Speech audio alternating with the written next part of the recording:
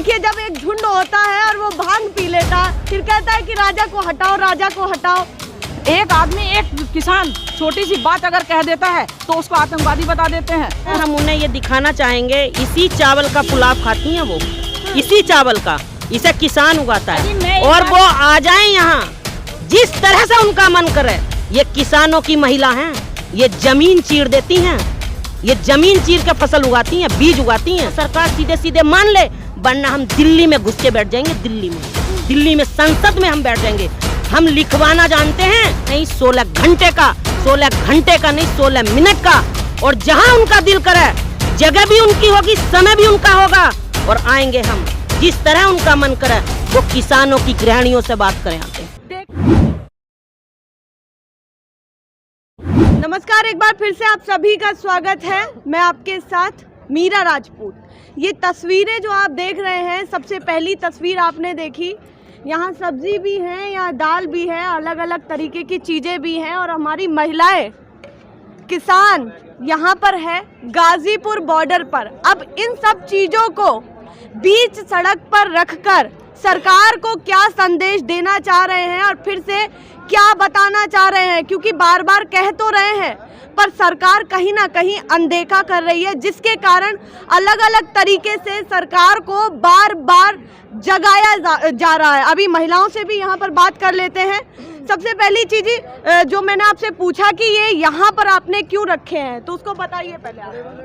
सबसे पहले मैं आपका और आपके चैनल का धन्यवाद करना चाहूँगी कि आप सभी पत्रकार बंधु हम लोगों से बात करके हमारी बात सरकार तक पहुँचा रहे हो। देखिए, आज हम किसान भाई, किसानों के साथ महिलाएं जो यूपी गेट दिल्ली बॉर्डर पर बैठी हुई हैं, वो ये 3 काले कानून जो सरकार ने किसानों पे थोपे हैं, उसकी मांग कर रही हैं कि इन्हें वापस लिया जाए। लेकिन ये सरकार हट लगाए बैठी है कि वापस नहीं लेगी। लेकिन एक तरफ किसान बैठ गए हैं, किसान अपने गांव की तरफ बिना अपना अधिकार लिए रुख नहीं करेंगे। आने वाले समय में 1-2 दिन में ये संगठन, ये किसान, भारत का किसान आक्रोश में है। घरों में ताला लगा के मैं बच्चों के यहाँ रोड पे मैं पशुओं के आ जाएगा। तो माननीय प्रधानमंत्री जी से अनुरोध है, इस भारत के किसान की तरफ देखें, रुख करें और इसका समाधान करें। देखिए, ये खुद में ही एक बहुत बड़ी चीज़ है। जब बीच हाईवे पर सबसे पहली बात तो किसान आ जाते हैं, और क्यों आ जाते हैं यही एक बड़ा सवाल उठ जाता है। जब आप कानून बनाते हैं, आप कह देते हैं कि सही है। सही जब किसानों को लग ही नहीं रहा तो वो कहाँ से सही है? जब वो कह रहे हैं कि क्या हम पढ़े लिखे नहीं है कि समझ सकते हैं सही है या नहीं है। दूसरा सवाल यहाँ ये आ जाता है कि जब संशोधन करने के लिए सरकार कह रही है, तो कहाँ आपको लग रहा है कि विश्वास नहीं कर पा रहे हैं आप? हमें संशोधन चाहिए ही नहीं। इसका परिणाम अभी आ चुका है। 2.5-3 महीने में जो हमने धान फसल उगाई है, उस धान फसल में इन्होंने 1868 रुपए का रेट निकाला था, और वो हमारा धान 800 रुपए क्विंटल बिका है। 800 रुपए क्विंटल का मतलब 8 रुपए किलो बिका है। तो कहाँ इसमें किसानों के हित में रहा? और दूसरी तरफ अभी जो देश में, पूरी दुनिया में महामारी आई थी, यानी कि लॉकडाउन चला था, तो माननीय प्रधानमंत्री जी ने मंच से कहा था, मन की बात करके बोला था, इसी भारत देश की जनता को, किसानों के ऊपर उन्होंने नाम लेके बोला था कि मेरी भाइयों और बहनों, 2 ही शब्द बोलते हैं, मेरे भाइयों और बहनों, मेरे पास 5 साल का खाद्यान्न भंडार भरा हुआ है, आप चिंता ना करें। लेकिन जो खाद्यान्न प्रदान इस देश को करता है जो किसान, उसी किसान को इन्होंने रोड पे बैठाया, उसी किसान की महिलाओं को इस कड़कती ठंड में और शीतलहर में इस रोड पे बैठाया। यानी कि वो प्रधानमंत्री खुद थोड़े ना बने थे, इस देश की जनता ने बनाए थे। और हम किसान ही नहीं, हम किसान से ये सस्ता लेके अपना स्टॉक करते हैं, और स्टॉक करने के बाद उसी महंगी कीमतों में उसे बाजार में उतारते हैं। तो उससे गरीब मजदूर भी प्रभावित होता है, जो अपने बच्चों को पढ़ाने में असमर्थ है, जो रिक्शा चलाने वाला मजदूर है। अभी आलू का रेट लगा लीजिए,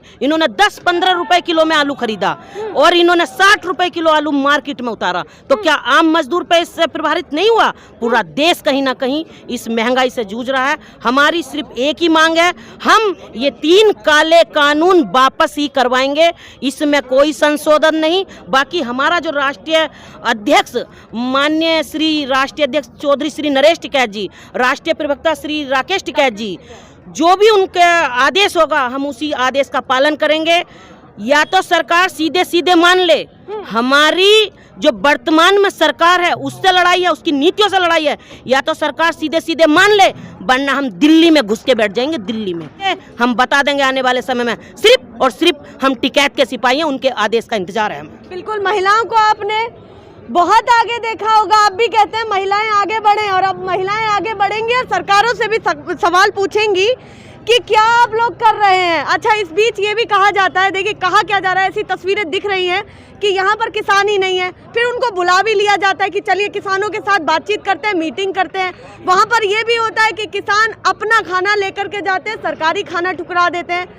सरकार एक तरफ कहती है कि ये किसान नहीं है, या उनके नेतागण कहते हैं किसान नहीं है, दूसरी तरफ बातचीत भी करती है। तो दो बातें कैसी लग रही हैं आपको सरकार की? देखिए, कहीं ना कहीं सरकार भयभीत तो है किसानों से, कहीं ना कहीं, लेकिन वो अपने आप को स्ट्रॉन्ग दिखाना चाह रही है, कहीं ना कहीं अपने आप को मतलब सामने लाके स्ट्रॉन्ग बन के दिखाना चाह रही, लेकिन भयभीत तो है। कहती है कि किसान मुट्ठी भर किसान है, ये किसान नहीं है। तो फिर यहाँ कौन है?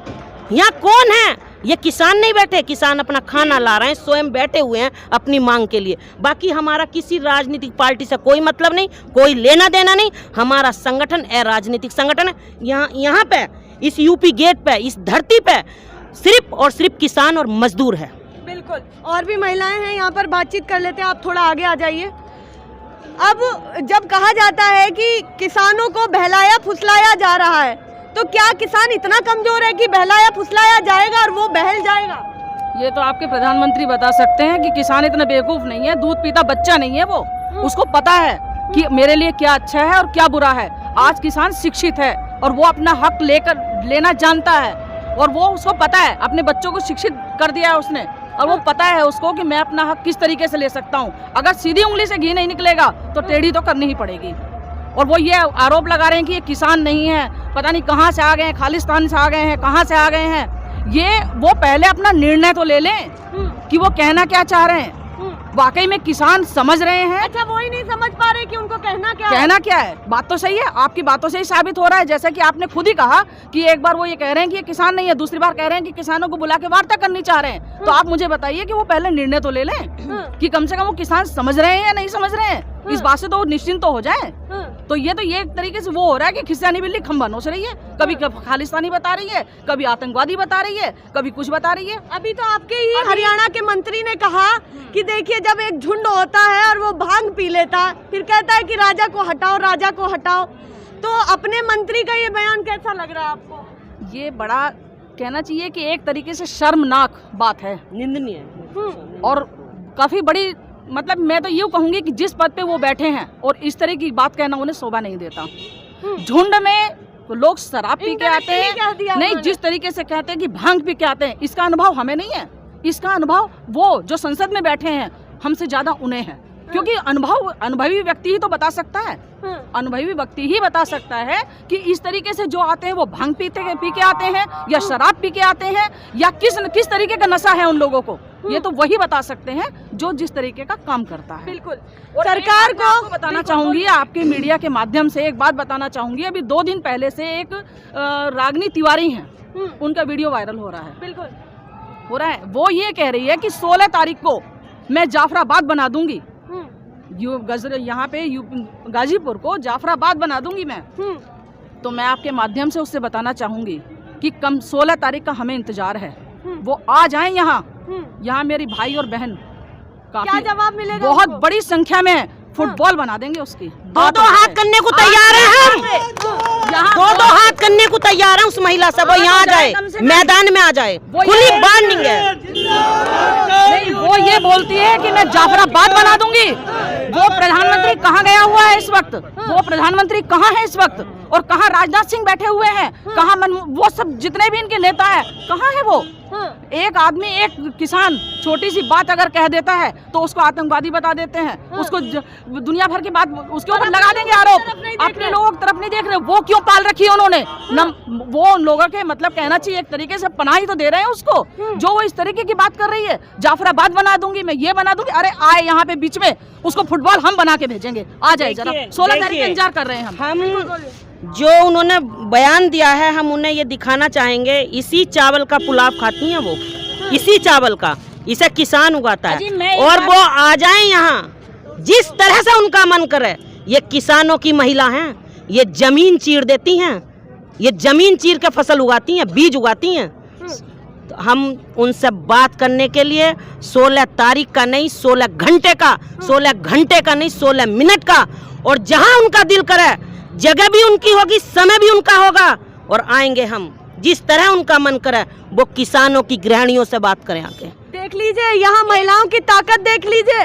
शायद आप तो ना आ पाए इनकी बातें सुन करके, पर ये जवाब जरूर दे रहे हैं हमारे चैनल के माध्यम से। एक बात बस मैं कहना चाहूंगी उस रागिनी तिवारी को कि अगर वो किसानों से नफरत करती है और यहाँ जाफराबाद बनाने की सोच भी रही है, मुंह से निकाल भी दी है ऐसी बात, तो अन्न खाना छोड़ दे, गोबर खाना शुरू कर दे। मैं बोल रही हूँ इस बात। ये तस्वीरें आप देख लीजिए, फिर से मैं दिखाना चाहूंगी कि ये तस्वीरें यही बयां कर रही हैं कि जो किसान इन सब चीज़ों को उगाता है, जो किसान महीनों महीनों खेतों में मेहनत करता है, आज वही परेशान है। बार बार एक ही बात कहता है, पर उनकी बात को नहीं सुना जा रहा है। केवल उनको समझौते के तौर पर संशोधन के लिए कह दिया गया है। अब आगे क्या होगा वो भी आपको अपडेट दिखाते रहेंगे, पर फिलहाल के लिए नमस्कार।